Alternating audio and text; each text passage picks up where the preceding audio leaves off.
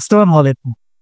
প্রিয় দর্শক, আপনাদের সকলকে আমন্ত্রণ জানাচ্ছি অন্য মঞ্চে ক্লাব চাইতে। সেনাপ্রধান জেনারেল ওয়াকারুজ্জামান ১৯ আগস্ট সকাল ১০টায় সেনা দরবার আহ্বান করেছেন। এই খবরে চারিদিকে অনেকেই টেনশন করছেন। সবার মনে প্রশ্ন, এটা কি রুটিন দরবার নাকি বিশেষ কোনো বার্তা দিতে সেনাপ্রধান দরবার ডেকেছেন? দেশের বর্তমান পরিস্থিতিতে এই দরবার গুরুত্বপূর্ণ হয়ে উঠতে পারে বলেও অনেকে মনে করছেন। কারণ প্রশাসনের সর্বত্র একটা টেনশন কিন্তু কাজ করছে, এটি অনেকটা দৃশ্যমান হয়ে উঠেছে। প্রধান উপদেষ্টার ঘোষণা অনুযায়ী আগামী ফেব্রুয়ারিতে নির্বাচনের কথা জোরে সোরে আলোচিত হলেও নির্বাচন নিয়ে এখনো রয়েছে ব্যাপক অনিশ্চয়তা। এর মধ্যে প্রধান যদি দুই একটি বলি, তার ভিতরে একটি হলো জুলাই সনদ নিয়ে রাজনৈতিক দলগুলোর মধ্যেকার টানাপোড়েন। এরপরে রয়েছে নির্বাচনের পদ্ধতি নিয়ে বিশাল মতপার্থক্য দলগুলোর মধ্যে। জামাত সহ আরো কয়েকটি দল যেভাবে পিআর পদ্ধতি নিয়ে কঠোর মনোভাব এবং সিদ্ধান্ত জানাচ্ছে, তাতে নির্বাচন অনুষ্ঠানের সম্ভাবনা ক্রমশ ক্ষীণ হয়ে আসছে। বিএনপির অতি আশাবাদী নেতাদেরও কেউ বলতে শুরু করেছেন নির্বাচন নিয়ে কঠিন ষড়যন্ত্র হচ্ছে। কেউ তো বলছেন যে নির্বাচন হবে কিনা তারা বলতে পারছেন না। এরপর আছে আইন শৃঙ্খলা পরিস্থিতি। এটি যে নির্বাচনের জন্য অনুকূল নয় তা বলার অপেক্ষা রাখে না। নির্বাচনের সামনে বিরাট প্রশ্নবোধক চিহ্ন হয়ে দাঁড়িয়ে আছে মৌলিক সংস্কার এবং বিচার। এই দুটি ক্ষেত্রে সরকার এবং সংশ্লিষ্ট দফতর যতই তড়িঘড়ি করুক না কেন, শেষ মুহূর্তে নির্বাচনের সমীকরণ পাল্টে যেতে পারে বলে অনেক রাজনীতির পর্যবেক্ষক বলছেন। এমন সময়ে সেনাপ্রধান দরবার ডাকায় সবার মনেই নানান প্রশ্ন উঠছে। এদিকে আগামী ২২ আগস্ট সেনাপ্রধানের চীন সফরে যাবার কথা। যাবার আগে এই অনুপস্থিতিকালীন সময়ের জন্য কোনো বিশেষ দিক নির্দেশনা তিনি দিয়ে যেতে চান কিনা, এটিও কিন্তু অনেকে আলোচনা করছেন। ইতিপূর্বে আমরা জেনেছি সেনাপ্রধানকে নিয়ে সরকারের শীর্ষ পর্যায় থেকে অনেক রকমের পদক্ষেপের কথা শোনা গিয়েছিল, যেটি অত্যন্ত নৈরাশ্যজনক। যদিও শেষ পর্যন্ত তেমন কিছু ঘটেনি। এবারের সিচুয়েশন কি তা এখনই হলফ করে বলা যাচ্ছে না। দেশের আইন শৃঙ্খলা পরিস্থিতি ভালো যাচ্ছে না, এটি তো আমরা সবাই জানি। ম্যাজিস্ট্রেসি পাওয়ার নিয়ে সেনার সদস্যরা মাঠে থাকলেও এর সুফল কিন্তু জনগণ পাচ্ছে না। দেশের উত্তরাঞ্চলে সাম্প্রতিক কিছু ঘটনা সহ বিভিন্ন ঘটনা সরকারকে যেমন বিব্রত করছে, সেনাপ্রধানকেও বিব্রত করছে। কিন্তু সত্যিকার অর্থে জনগণ পুরোপুরি হতাশ। সেনাবাহিনী সম্পর্কেও জনমনে আগের সেই আস্থাটা নেই বলে অনেকে মনে করেন। মাত্র কয়েক মাস আগেই দেশ জুড়ে একটা রব উঠেছিল, আপনাদের সবার মনে আছে, সেনাবাহিনী কেন রাষ্ট্র ক্ষমতা দখল করছে না। যদিও কোনো সুস্থ সচেতন মানুষ সেনাবাহিনীর ক্ষমতা গ্রহণকে প্রশ্রয় দেয় না বা এটিকে স্বাগত জানায় না, আমরাও জানাই না। সেনাপ্রধানও বারবার বলেছেন তিনি এই ধরনের কোনো অনিয়মের মধ্যে জড়াতে চান না। তিনি সরকারকে সরকারের কাজ করতে দিতে চান, সরকারকে তিনি সহায়তা করতে চান।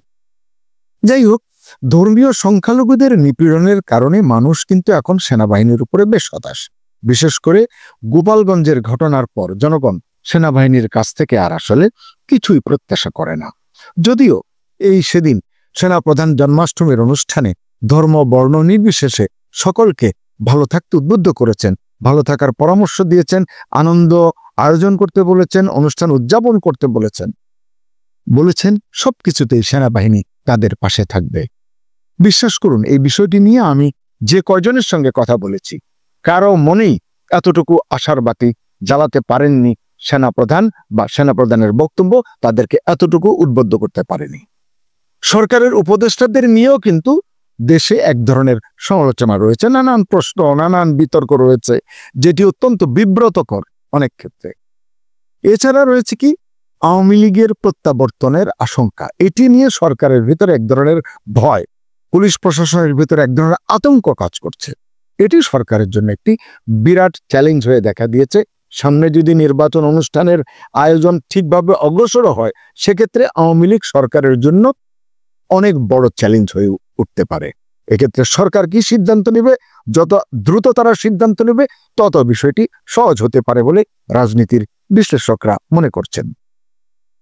এ ধরনের নানান ঘটনায় সরকার দেশীয় এবং আন্তর্জাতিক বিভিন্ন মানবাধিকার সংগঠনের সমালোচনার মুখে পড়েছে। দেশে বিদেশে সমালোচনা হচ্ছে, জাতিসংঘে তাদের বিরুদ্ধে রিপোর্ট করা হচ্ছে। পরিস্থিতি কি হবে এটি বলা যাচ্ছে না। এসবের বিপরীতে যেন মনে হচ্ছে সরকার ক্রমশ তার নিয়ন্ত্রণ হারিয়ে ফেলছে। সরকার প্রধানের কথাবার্তা যখনই আমরা শুনে মনে হচ্ছে কোনোভাবে একটা নির্বাচন দিয়ে তারা যেন ইজ্জত নিয়ে চলে যেতে পারলেই বাঁচেন, যেটি আজ থেকে 3 মাস আগে বা 4 মাস আগে কিন্তু ছিল না। অর্থাৎ একটা সেফ এক্সিটের মানে বাতাবরণ কেন যেন তৈরি হয়ে গেছে তাদের আচরণে, তাদের কথায়, তাদের কাজে। মার্কিন রাষ্ট্রদূত যিনি ভারপ্রাপ্ত দায়িত্ব পালন করছেন ঢাকায়, ট্রেসি অ্যান জ্যাকবসন, তিনিও অনেক দৌড়ঝাঁপ করছেন। সরকারেরও অনেক লোকজন, সরকারি মানে অনুসারী অনেক দলের নেতারা তাদের ট্রেসির কাছে যাচ্ছেন, কি পরামর্শ করছেন, কি গবেষণা করছেন বা কি ষড়যন্ত্র করছেন এমন প্রশ্ন কিন্তু মানুষ বলছেন। মানুষ এগুলি নানান সমালোচনায় লিপ্ত রয়েছেন। বাতাসে কান পাতলেই শোনা যাচ্ছে মার্কিন যুক্তরাষ্ট্র প্রফেসর ইউনূসের উপর আর ভরসা রাখতে পারছে না। জানি না সত্য মিথ্যা কতটুকু। অবশ্য যুক্তরাষ্ট্র নাকি প্রফেসর ইউনূসের বিকল্প খুঁজে পেয়েছে, এমনকি বিকল্প পদ্ধতিও পেয়েছে। বিষয়টি নিয়ে আজকে আমি বেশ বিস্তারিত বলতে চাই না, ফিরতে চাই সেনাপ্রধানের দরবার প্রসঙ্গে। সরকারেরও নজর রয়েছে এই দরবারের দিকে। আসলে কি বলবেন সেনাপ্রধান? একটি সূত্র বলছে এই দরবারে উপস্থিত সেনাকর্তাদের সব প্রশ্নের জবাব হয়তো সেনাপ্রধানও দিতে পারবেন না। এমন একটি প্রশ্ন হতে পারে, সেনানিবাস নিয়ে, সেনাবাহিনী নিয়ে নেতিবাচক কথা বন্ধ হচ্ছে না। শেষমেশ অতি সম্প্রতি ডিজিএফআই হেডকোয়ার্টার গুড়িয়ে দেওয়ার কথা উচ্চারিত হয়েছে রাজনীতির প্রকাশ্য সভায়। এসব নিয়ে সেনাপ্রধান কি ভাবছেন, সেনাবাহিনীর কি করা উচিত, এমন প্রশ্ন যদি দরবারে ওঠে কি জবাব দেবেন সেনাপ্রধান জেনারেল ওয়াকারুজ্জামান? এছাড়া আরেকটি গুরুত্বপূর্ণ ইস্যু হলো ঊর্ধ্বতন সেনা কর্মকর্তাদের পদোন্নতির ইস্যু। এ সংক্রান্ত একটি ফাইল প্রধান উপদেষ্টার দপ্তরে রয়েছে, কিন্তু এটি নির্দিষ্ট যে সময় লাগে তার চেয়ে বেশি সময় ধরে সেখানে রয়েছে বলে অনেকের মধ্যে সংশয় দেখা দিয়েছে, টেনশন হচ্ছে। তারা বলছেন ফাইলটি হয়তো আটকে রাখা হয়েছে। কেন বলা হচ্ছে কথা? কারণ এক্ষেত্রে সাধারণত প্র্যাকটিস হলো পদোন্নতি বোর্ডের সুপারিশ সম্বলিত ফাইল সরকারের প্রধান নির্বাহী যিনি থাকেন, প্রধানমন্ত্রী বা এখন হচ্ছেন প্রধান উপদেষ্টা, তার কাছে যাওয়ার পর মোটামুটি 24 থেকে 72 ঘন্টা সময়ের মধ্যেই অনুমোদন সহ এটি ফেরত আসে। কিন্তু এবার সময় লাগছে। কেন লাগছে এটি কেউ বলতে পারছেন না। তবে কেউ কেউ মনে করছেন এই ফাইলগুলোর ভিতরে কোনো শীর্ষ সেনা কর্মকর্তার এমন কিছু ইস্যু আছে যেটি নিয়ে প্রধান উপদেষ্টাও সহজ হতে পারছেন না বা সিদ্ধান্ত দিতে পারছেন না, এমনটি জানা গেছে। এই কারণেই অস্বস্তি বলুন, টেনশন বলুন, এটি সকল পক্ষের মধ্যেই কাজ করছে। আবার কেউ বলছেন এই বিলম্ব যেটি করা হচ্ছে এটি সেনাপ্রধান জেনারেল ওয়াকারকে চাপে রাখার সরকারের একটি কৌশল হতে পারে। আপনারা জানেন গত 20 জুলাই সেনাবাহিনীর পদোন্নতি বোর্ডের যে প্রথম সভা হয় সেখানে প্রধান উপদেষ্টা প্রধান অতিথি হিসেবে উপস্থিত ছিলেন। এরপর 28 জুলাই পর্যন্ত 7 দিন ধারাবাহিকভাবে পদোন্নতি বোর্ডের বৈঠক হয়েছে এবং যথারীতি পদোন্নতির সুপারিশ সহ ফাইল প্রধান উপদেষ্টার কার্যালয়ে প্রেরণ করা হয়েছে। সূত্র জানিয়েছে পদোন্নতি প্রাপ্ত এবং পরবর্তীতে নতুন পদে নিযুক্ত বেশিরভাগ কর্মকর্তাই জেনারেল ওয়াকারের ঘনিষ্ঠ।